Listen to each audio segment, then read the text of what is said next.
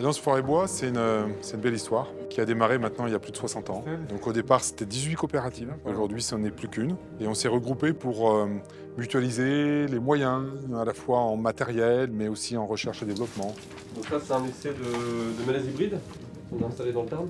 Donc Alliance Forêt-Bois participe à la gestion de plus d'1 million d'hectares qui sont détenus par nos adhérents, sur lesquels on va réaliser l'ensemble des opérations forestières, de gestion, de sylviculture et d'exploitation forestière. Nous avons plus de 40 000 propriétaires qui se sont réunis pour participer à la vie de la coopérative. Donc la différence essentielle de la coopérative par rapport à une autre société commerciale, c'est que le capital social est détenu par les adhérents de la coopérative. Donc vous voyez cette parcelle-là, on va envisager une récolte, les arbres sont matures. Je suis sylviculteur déjà depuis de nombreuses années. Dans la famille, je dirais que c'est viscéral, la propriété forestière. Mais la coopérative m'a apporté beaucoup de choses. Du conseil dans la gestion, beaucoup de discussions, beaucoup d'échanges pour savoir quels travaux forestiers réaliser, savoir quand couper, sur quelle parcelle travailler.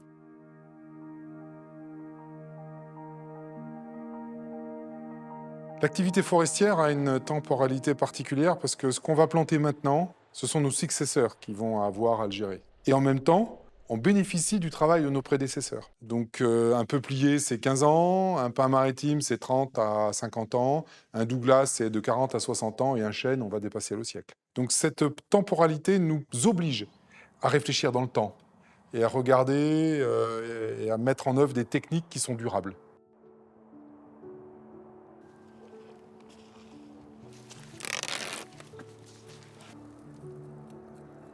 Donc une pépinière, c'est un endroit où on va produire des plants et les élever du stade de la graine jusqu'au plant prêt à planter en forêt.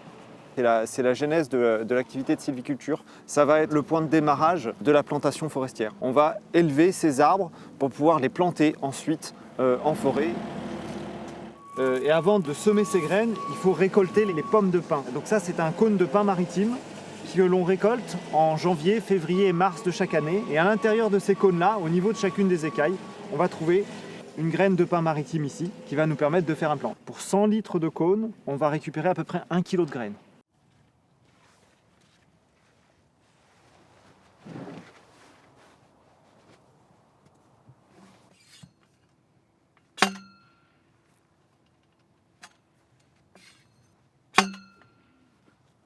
Un chantier de plantation, il intervient après une coupe définitive et en fait on repart sur un cycle du peuplement. Donc il y a une préparation du sol qui est importante pour bien réussir la plantation, il y a la qualité du plan. L'espacement entre les lignes, il est important de bien le respecter pour qu'après on puisse opérer facilement sur les travaux d'entretien avec les tracteurs. Donc c'est une étape clé dans la reconduction des dépeuplements.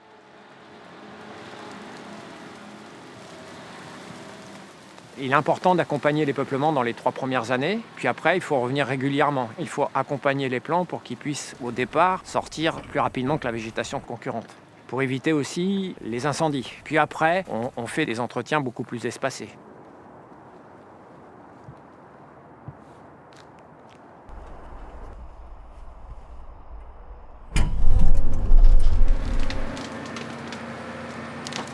C'est-à-dire que dans le peuplement, la première opération de récolte va être une éclaircie. On va enlever en gros entre 20 et 30%, une tige sur 3, une tige sur 4. On conservera les arbres qui seront d'avenir, qui permettront d'avoir des bois de qualité derrière. Donc on a comme ça 2, 3, quelquefois 4 éclaircies avant d'arriver au peuplement définitif qui permettra de récolter des arbres matures, des arbres de 1 mètre cube et plus, et qui seront utilisés dans les parties les plus nobles, les scieries pour du parquet, du déroulage, les parties de plus haute valeur ajoutée dans le bois, si on veut.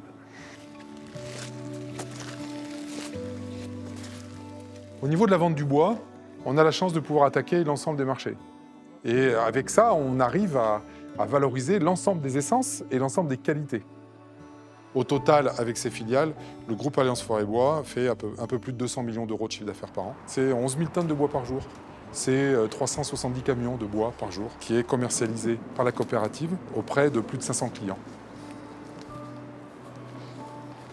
Le changement climatique, on le voit tous les jours dans la forêt. Ce n'est pas un concept, c'est une réalité.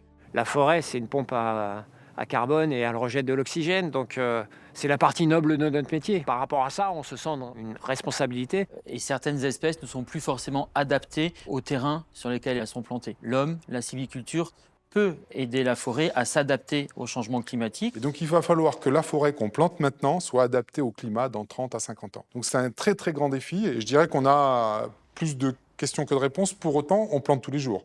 Donc déjà, on intègre ça dans nos choix.